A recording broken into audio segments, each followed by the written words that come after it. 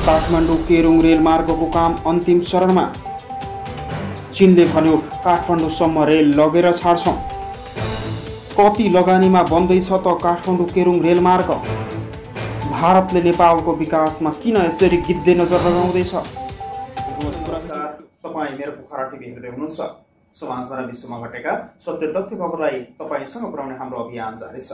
दर्शकबिन, तपाईले अहिलेसम्म पनि मेरो पोखरा टिभीलाई सब्स्क्राइब गर्नु भएको छैन भने अहिले नै सब्स्क्राइब गरी नजिकैको बेल आइकन दबाई हामीसँग जोड्नुहोला। दर्शकबिन, मैले आज अत्यन्तै महत्त्वपूर्ण र अत्यन्तै खुसीको खबर तपाईमा आज प्रस्तुत गर्दैछु। भिडियो अन्तिमसम्म हेर्नुहोस्। दर्शकबिन, सुरु गरौँ आजको मुख्य विषयवस्तु सुरु गर्नुभन्दा पहिला तपाईँ हाम्रो च्यानलमा नयाँ हुनुहुन्छ भने सब्स्क्राइब गर्नुहोला र हाम्रो मेहनतका लागि एक लाइक गरी यो भिडियो सारा नेपालीसम्म पुर्याउनका लागि एक सेयर गर्न नबिर्सिनुहोला।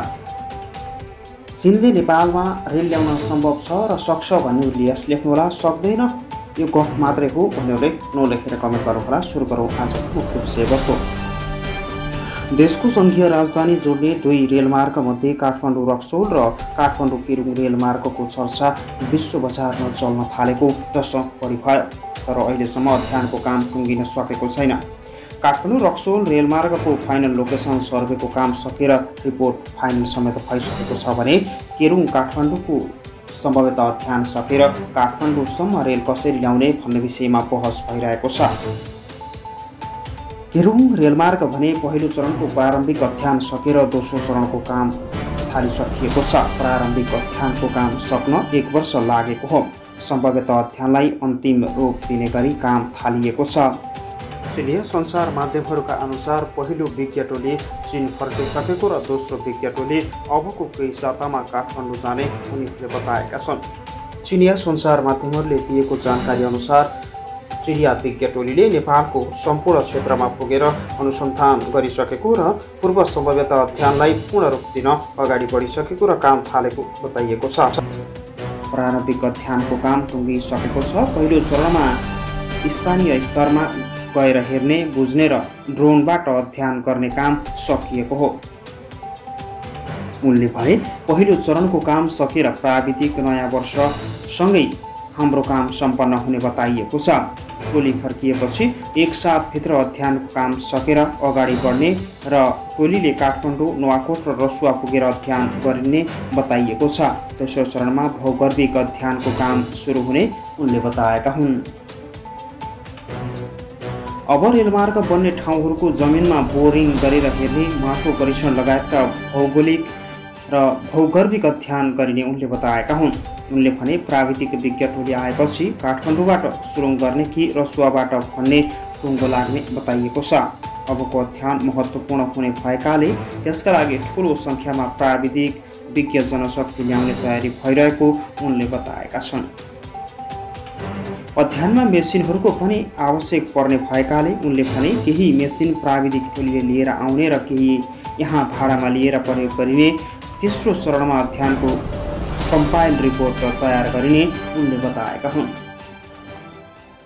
रेलमार्गको सम्भाव्यत अध्ययनका लागि 2079 पुस तेस्रो साता नेपाल आएको चिनिया टोलीले माघको पहिलो साता पहिलो चरणको अध्ययन काम सकेर काठमाडौँ फर्किएको थियो।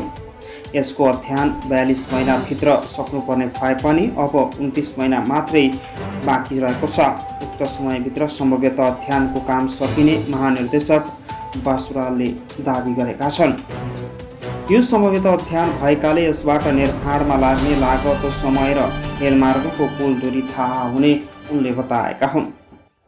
सम्भाव्यत अध्ययनबाट रेलमार्ग कतिवटा सुरुङ, पुल र स्टेसन आवश्यक पर्ने हो त्यो पनि थाहा हुनेछ। यसमा छुट्टै विस्तृत सर्वे नगरिने र निर्माणको क्रममा विस्तृत परियोजना रिपोर्ट DPR तयार पारेर काम अगाडि बढाइने उनले बताएका हुन्। जुन बेला निर्माणको काम थालिन्छ त्यो बेला यसको DPR हुनेछ। यसको अध्ययन चीनले आफ्नै खर्चमा थालिसकेको छ। रेलमार्ग निर्माण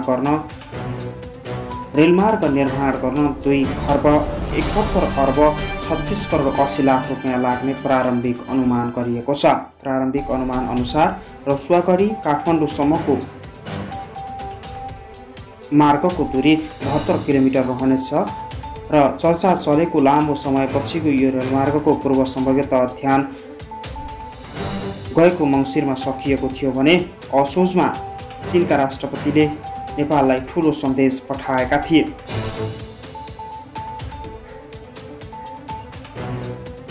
पूर्व समवेत अध्ययन प्रारम्भिक विषयमा मात्र आएका र अब वास्तविक दूरी, सुरुङ लगायतका पुलको उचाइ, स्टेसन लगायतको विषयमा अहिले अध्ययन भइरहेको र अध्ययन टुङ्गिने भौतिक पूर्वाधार तथा यातायात मन्त्रालयले समेत जनाउन थालेको छ। काठमाडौँ रक्सोल भारतको कोङ्कण रेलवे कर्पोरेसन प्राविधिक टोलीले 22 महिना लगाएर गत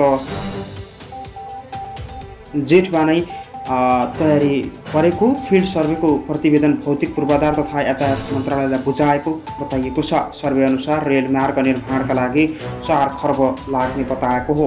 यो मुआवजा बाहेकको रकम हो। मुआवजाका लागि थप 7 अर्ब रुपैयाँ लाग्ने अनुमान छ। फाइनल सर्वे अनुसार यसको दूरी 140.79 किलोमिटर हुनेछ। यसमा 42 किलोमिटर 32 वटा सुरुङ हुनेछन्।